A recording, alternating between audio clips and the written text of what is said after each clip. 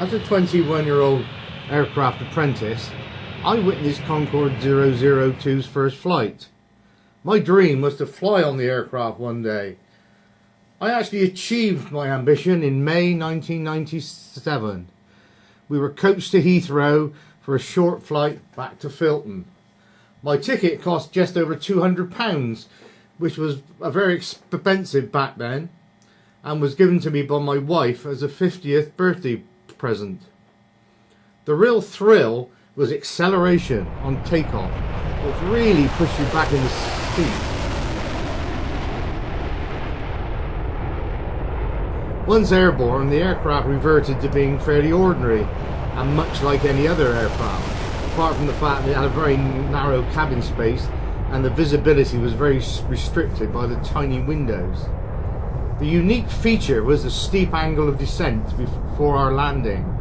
It certainly was an unforgettable experience.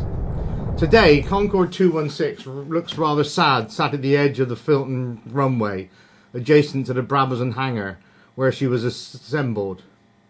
Since 206 first flew in 1979, no other complete aircraft has been made on the site.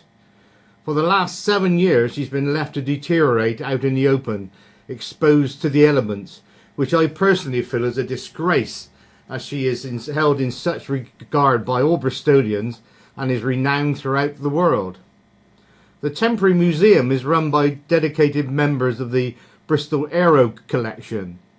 As the aircraft is on private land owned by Airbus, all visitors must be chaperoned at all times. This gives visitors very little freedom and no opportunity to wander freely around the site.